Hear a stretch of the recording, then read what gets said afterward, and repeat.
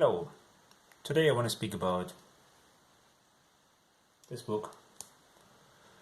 Latest book from Walter Isaacson, came out a month or 2 months ago.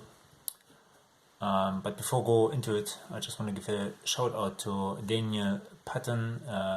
His book reviews definitely inspired me, similar to Maryland Media, really great channels, check them out, similar books, way better kind of reviewed, I would say.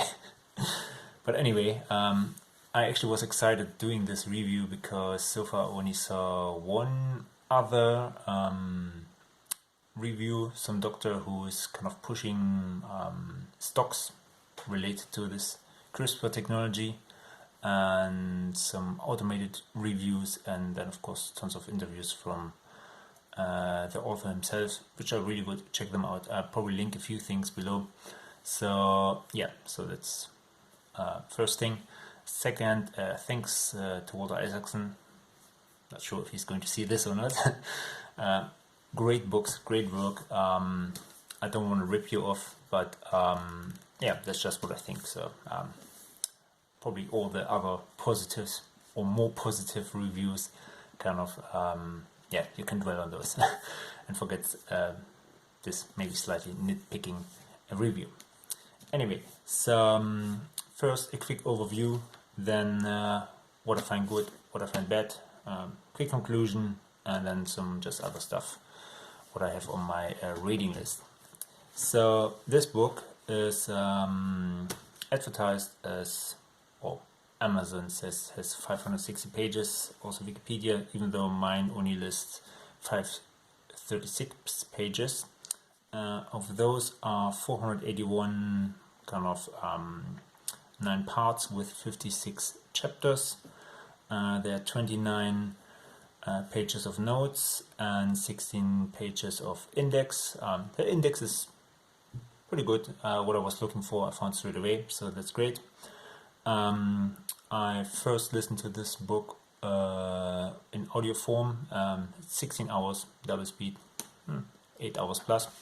So this was good, and I liked it so much, so I also bought the hard copy, which is yeah, all the time good if you want to research tons of stuff. So yes, so and I saw that in the past 2 weeks the reviews on Amazon shot up from 600 to 800, so this book is definitely picking up. I think it's on some top bestseller space somewhere, but yeah, just as additional information about the book. So what is this book about?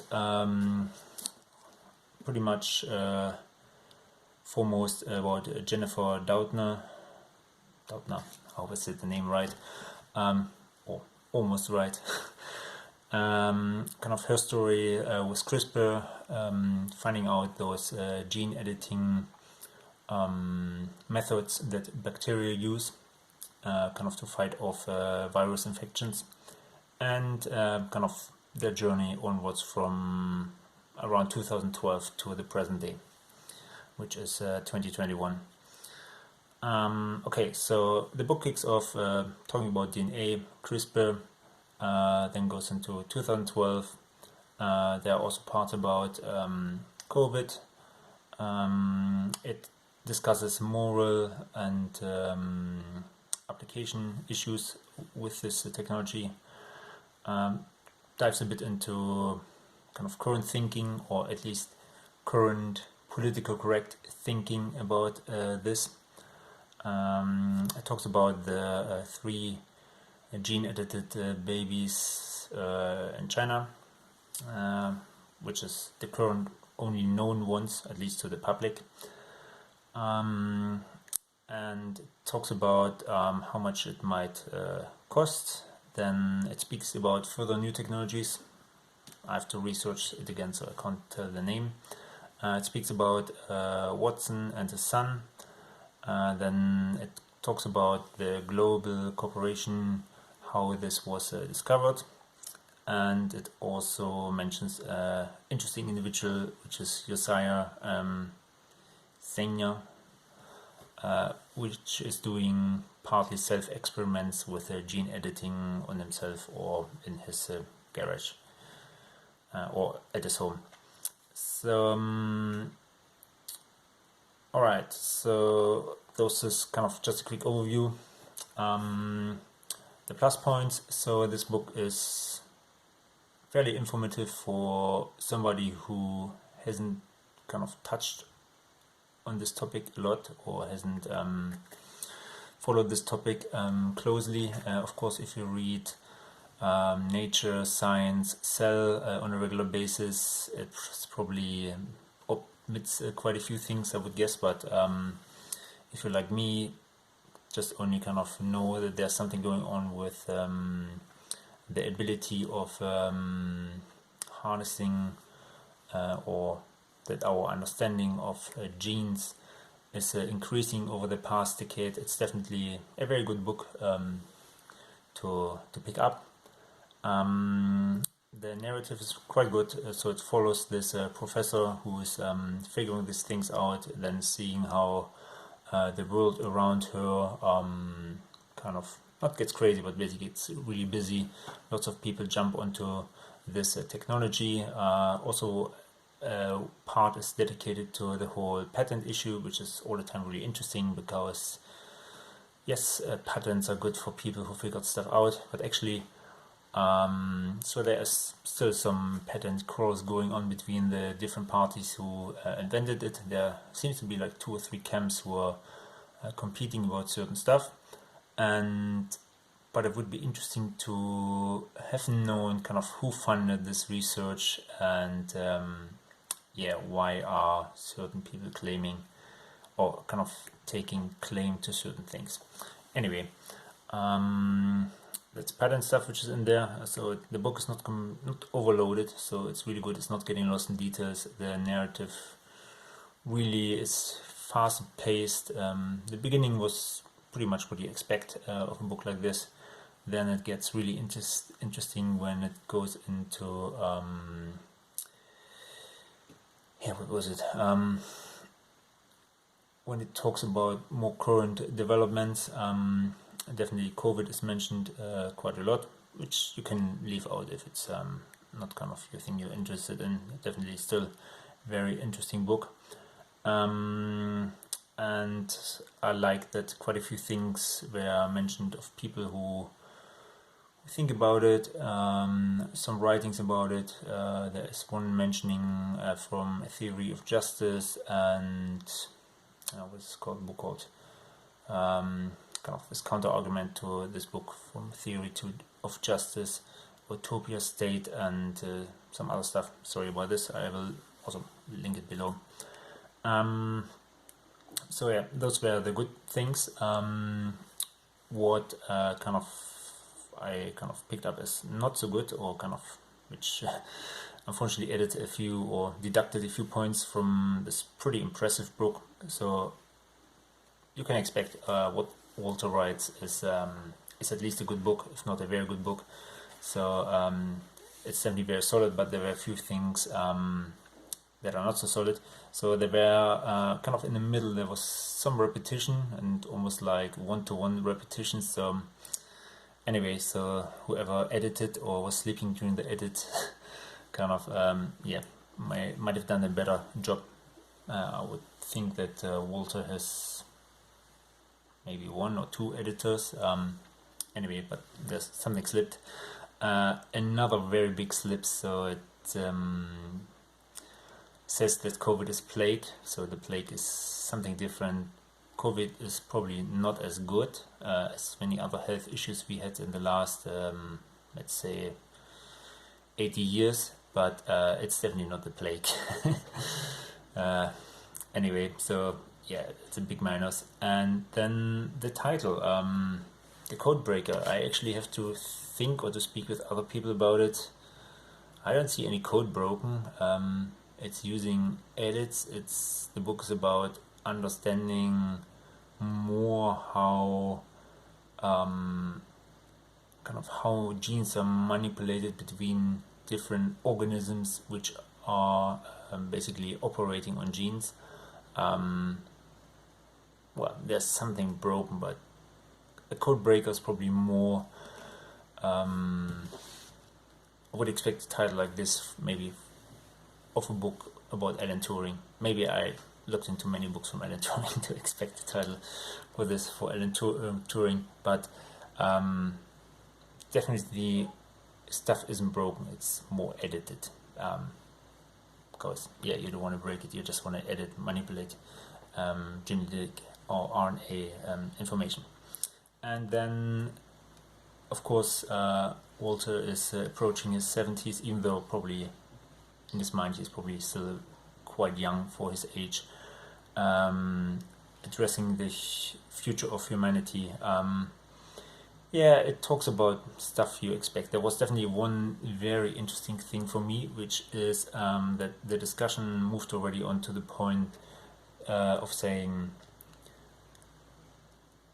it's either a very bad thing to edit genes in organisms, or especially humans, or it's actually a bad thing not to edit genes, because when he speaks about people who actually have genetic not disorders, but basically disadvantages, how those people try to see, or how those people see through gene editing that kind of their suffering or the suffering of their offspring is reduced. Kind of, yeah, this discussion was definitely new to me, and it's good that those points are definitely coming up into the public debate. Talking about public debate, he also mentions a few things where public or initiated public debate about gene editing went wrong. Yeah, it's a hot topic, and public debate in general on social media is probably not really a debate, but there we are. So those were my minus points. Probably, or I give this book a 4 out of 5. Yeah, the main two things are the repetition and the plague mentioning. Maybe it was a joke, I don't know. Yeah, also that's my conclusion. Definitely pick it up if you're interested in it. I'm already promoting this book, or not promoting, telling other people about it who also either worked in gene, not editing, but in the genetic, what do you call it, in the GM field, let's put it this way. I still know a few people who were working with it in the 90s, and it's something that's coming up. Definitely those companies which are currently founded out of it, they have quite big potential, whatever happens, because that's actually also the good thing about the book. It introduces how kind of how simple this technology is, or how it's nothing too complicated. Especially with mentioning this Josiah, it's surprising easy to do this CRISPR technology, and it also doesn't cost too much money. Of course, you still need some laboratory experience, and kind of most things about the genes are fairly unknown. It's probably still a correct statement. Yeah, don't expect that you can move yourself into something kind of better than you are, but you never know. Young people might dream more. So yeah, conclusion, definitely pick it up, read it. It's a very good book. Then other things that are in the pipeline. So month of May is a very good month because 4 good books are released. One from Michael Lewis, also about the current pandemic. Then one about from Niall Ferguson, also kind of related to pandemic and state systems. And then Daniel Kahneman is releasing a new book about thinking and human error, which is all the time quite interesting, and a book about Amazon and Jeff Bezos is also released from the author who, I think it was 5 years ago, also had already a first book about Amazon, so that's good. Adam Tooze is also releasing a book about COVID and global economic stuff in September, so that's still a wait. What do I do in the meantime? So I started a history of Western philosophy from Bertrand Russell, which is quite good. I'll probably check out The Republic from Plato. I'm surprised. Most people that mention it probably never read it. And I definitely have to look more into it and see how it actually happens that this name carries so much, but kind of where the information got lost, or interesting how people interpret stuff into something, or how it's coming from hearsay than actual knowledge.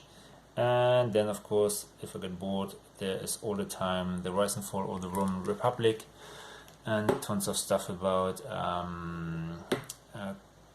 around the Third Reich and World War II.